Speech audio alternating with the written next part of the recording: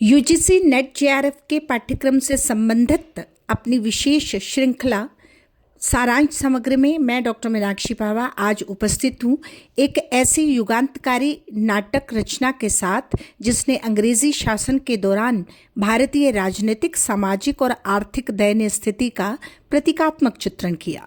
जी हाँ, ये वही नाटक है जो 6 अंकों में विभाजित है और जिसके पात्र देश की दुर्दशा पर क्षोभ व्यक्त करते हैं, जागृति का आह्वान करते हैं।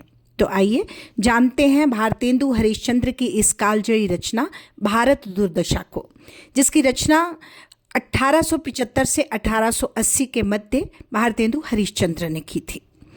भारतीय नवजागरण की आहट में उपजा एक करुण कंठस्वर, जिसमें एक तरफ तो अतीत के गौरव की स्मृति है और दूसरी तरफ वर्तमान की बहुत सारी विवशताएं हैं। उन्हीं दोनों द्वंद्वों का रूपांतरण है भारत दुर्दशा। केवल एक नाटक नहीं है ये, अपितु राष्ट्र के हृदय की आंतरिक वेदना है, जिसमें इतिहास की छाया है, समाज की विसंगतियां हैं, भविष्य की आकांक्षाएं हैं, सब एक साथ मुखरित हुई हैं। भारतेंदु हरिश्चंद्र ने इस कृति के माध्यम से उस युगीन यथार्थ को शब्दों को रूप में ढाला है, जहां एक पराधीनता की बेड़ियां झंझना रही हैं एक तरफ, तो दूसरी तरफ चेतना की मध्यम लो प्रज्वलित होने के लिए आतुर है, बेचैन है। इस नाटक में भारत माता का करुण विलाप है।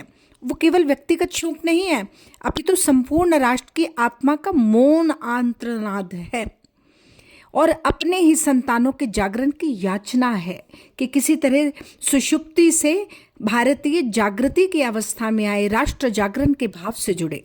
इसलिए ऐसा लगता है भारत दुर्दशा को पढ़ना तो मानो दर्पण में इस तरह से अपने आप को निहारना है, जिसमें हमारी दुर्बलताएं, हमारी विस्मृतियां, हमारी संभावनाएं, हमारे स्वप्न, हमारी आकांक्षाएं सब एक साथ बहुत ही स्पष्टता के साथ हम खुद भी देख सकते हैं। ये नाटक करुण क्रंदन करती हुई राष्ट्र की आत्मा का स्वर है। इसमें दीनहीन भारत की वेदना है, हमारा विखंडित अस्तित्व है। इन सब के मार्मिक चित्र इस नाटक में प्रस्तुत हुए हैं।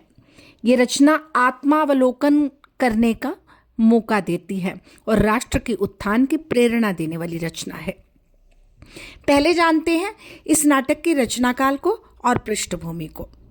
19वीं शताब्दी का समय है, जब भारत पर अंग्रेजों का शासन था। देश आर्थिक, सामाजिक और सांस्कृतिक रूप से शोषित हो रहा था। भारतीय समाज में अज्ञानता, विभाजन, कुरीतियां फैली हुई थी। भारत दुर्दशा का रचनाकाल 19वीं शताब्दी का वही संक्रमण काल है जब भारत अंग्रेजी दास्ता की बेड़ियों से जकड़ा पड़ा था। उस समय आर्थिक शोषण था, सामाजिक पतन था और सांस्कृतिक विघटन था, और तीनों की पीड़ा से आमजन कराह रहा था। तब भारतेंदु ने इन विषम परिस्थितियों को निकट से अनुभव किया और राष्ट्र की दयनीय अवस्था से खुद को व्यथित महसूस किया, और तब जाकर इस नाटक की रचना की। ये कृति उस युग की करुण सच्चाई का सजीव दस्तावेज है, जिसमें पराधीन भारत की वेदना और नव जागरण की आकांक्षा दोनों एक साथ घटित होती हैं। तो पहले जानते हैं नाटक के स्वरूप को। भारत दुर्दशा ये एक प्रतीकात्मक नाटक है, सामाजिक राजनीतिक नाटक है। प्रतीकात्मक नाटक की विशेषता यह होती है कि उसमें पात्र, घटनाएं या फिर वस्तुएं या फिर किसी भी गहरे भाव या विचार, सब कुछ प्रतीक बनकर प्रस्तुत होता है, जिससे सामान्य कथा के पीछे हुए व्यापक अर्थों को अभिव्यक्ति मिलती है। अब जानते हैं इस नाटक के कथानक को बहुत ही सारांश में लेकिन पूर्ण समग्रता के साथ। भारत माता अपनी दुर्दशा पर विलाप कर रही है।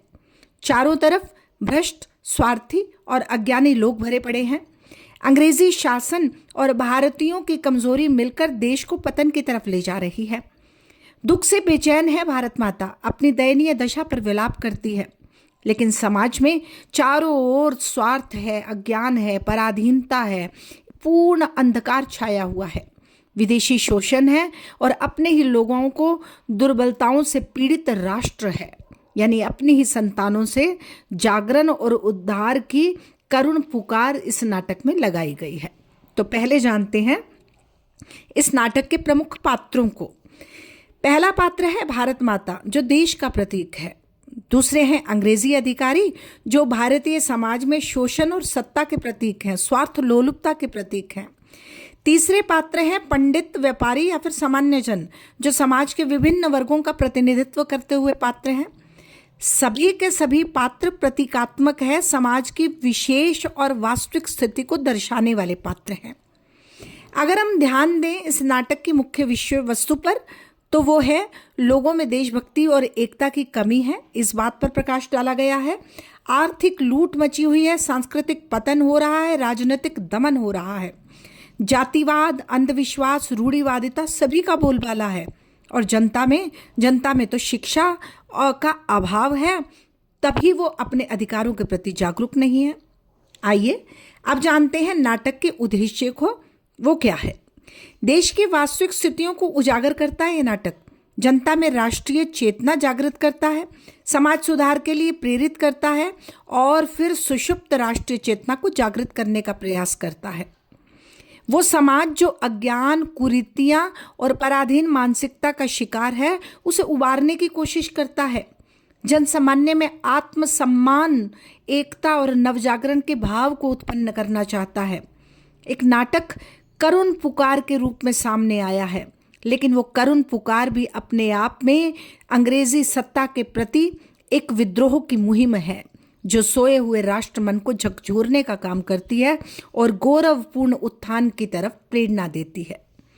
इस नाटक में बहुत तीखे व्यंग्य हैं, समाज और शासन दोनों पर व्यंग्य किया गया है, दोनों पर प्रहार किया गया है।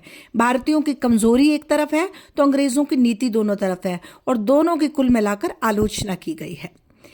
मैं पहले भी बता चुकी हूँ कि भारत माता राष्ट्र की प्रतीक है, अंधकार अज्ञानता की प्रतीक है, विदेशी शासन शोषण का प्रतीक है, और स्वार्थी लोग नैतिक पतन का प्रतीक है। ये वही परिचय है जो पात्रों का मैंने प्रतीकात्मक परिचय आपको पूर्व में दिया है।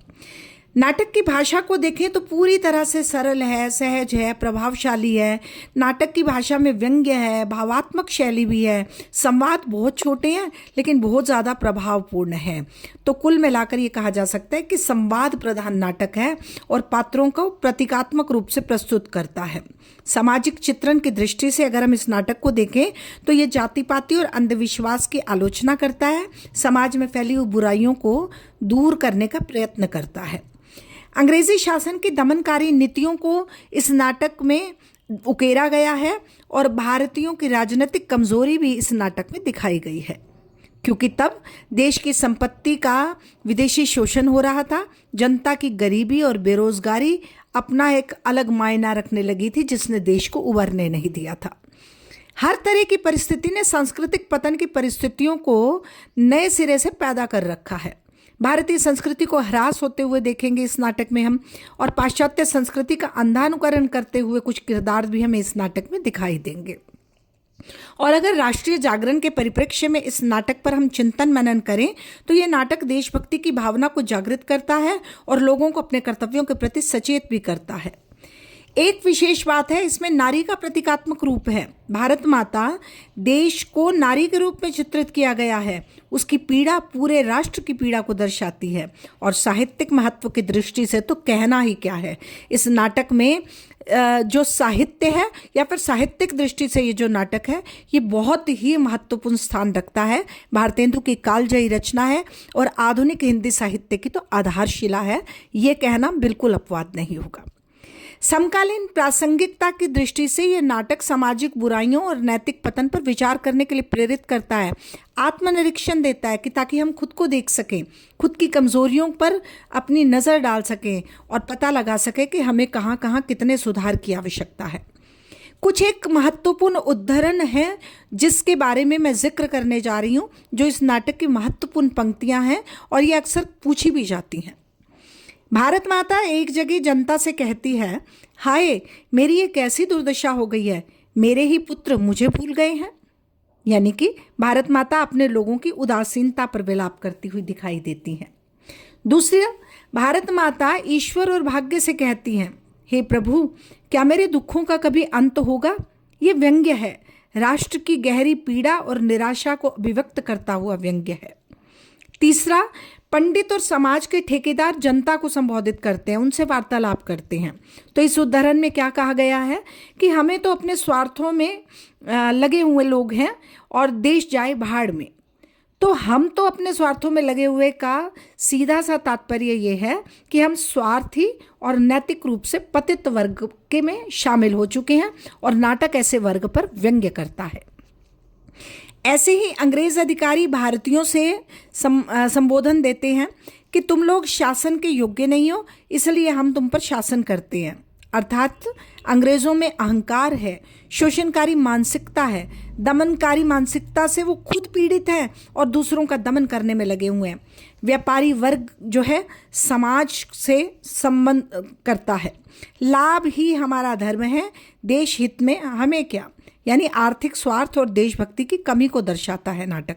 जागरूक पात्र जनता से बात करते हैं, जब तक तुम स्वयं नहीं जागोगे तुम्हारी दशा नहीं बदलेगी। अर्थात नाटक प्रेरणात्मक संदेश भी देता है।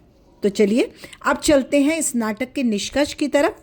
इस सारांश से जो समग्र अध्ययन निकल कर आता है वो ये है कि भारतेंदु हरिश्चंद्र का उद्देश्य केवल भारत की दुर्दशा का वर्णन नहीं है, अपितु जनमानस में नवचेतना का संचार करना है, सोई हुई राष्ट्र की आत्मा को जागृत करना है, समाज को अज्ञान से बाहर लाना है, कुरीतियों से उसका पीछा छुड़वाना है, पराधीनता की जंजीरों से उसे मुक्त करना है। इन तमाम बातों का आह्वान इस नाटक में किया गया है। सच कहें तो भारत दुर्दशा भारत की वास्तविक स्थितियों का दर्पण है। वो केवल आलोचना नहीं करता, अपितु सुधार और जागरण का संदेश भी देता है, जो आज भी इतना प्रासंगिक है जितना अपने समय में था। तो इसी के साथ ही मैं विराम देती हूँ इस विषय को। धन्यवाद।